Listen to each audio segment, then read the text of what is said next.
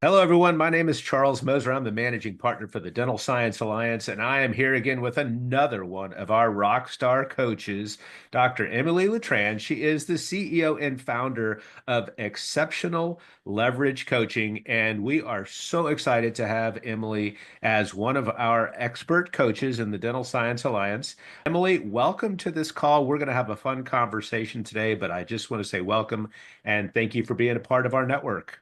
Well, thank you so much, Charles. It's such an honor, and I'm so glad that you have created Top Gun group, as you called it, of the people who want to really serve the community and raise the standard and challenge everybody to go to the next level. I love the way you said that. We really do want to challenge people to go to the next level. As I like to say, I wish I could do it for them, but I can't. The only thing I can do is, like you said, challenge them and stand with them, walk side by side with them. Before we get into some of these really great questions, why don't you just give people a brief introduction of who Emily is? How did you get to where you are now? And what is it that you really love to do? What's your sweet spot? Yes, thank you. Well, I'm originally from Vietnam. I came to this country as a refugee. So through that journey of going through challenges, I think I had really learned about myself, my strength. And then, of course, I learned from a lot of the mentors, reading a lot of books and seminars, way back when.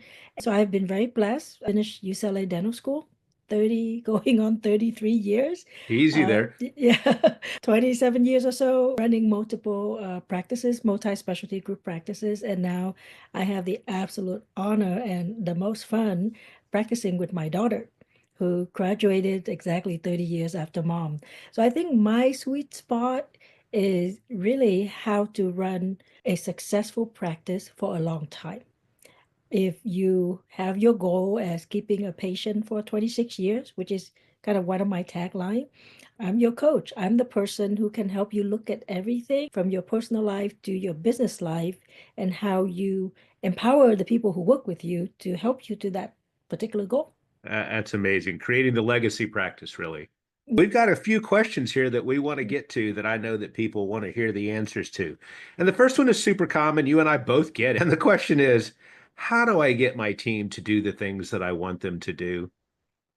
Yes. Well, I think if you're a parent, you're one step ahead because it's almost the same as how do you get your kids to do what you want them to do. But I don't want to say your team members are your kids, but I think the first thing is to make sure that you set that expectation.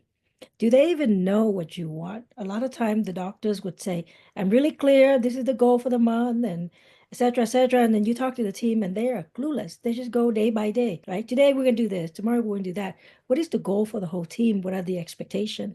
One that is set, the second part would be training. We are notorious, I think, as dentists, as just having the oldie train the new person. If you've been here for a long time, you must know how to do it. And for me, sometimes I'm a big picture person. So you give me that result. I don't really care if you took 10 steps or 20 steps. That's me. Some other doctor, they want to know every single step, right? So you got to give them that training that you want them to follow because without the training, it's going to be a hit and miss. And then thirdly is the accountability. You have to check in with them, whether you want a checklist and they just check off and it's easy, or you hold them to a number. I love it when I would have a dental assistant who gets super upset if a patient cancel because it looked like today is the day that we already hit that goal, right?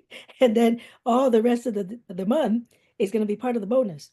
And she would get upset, like she's pounding the counter in the front. Why did so and so cancel? And I think you want that kind of team where everybody care about the numbers. And if you keep them accountable, where they understand, well, I'm in charge of this number or I'm contributing to this number, I think your life would be much easier. So it's the expectation, the training, and the accountability. Three-step process. And look, there's a 2-day lecture in all three of those things, right? When you total them up. But I do think it's worth, at least getting the listener to understand that the three-step process really starts with expectations, really clear expectations, and then making sure that people are trained and that they accept the fact that they're trained. Because until they accept the fact that they're trained and understand the expectations, it's really not fair to hold them accountable. But once they do, Right. then you can at that point hold them accountable. And then again, the expectation, to your point, can sometimes be a checklist. Did you complete the checklist? If so, that can be an expectation. Or did you book to our dollar goal amount?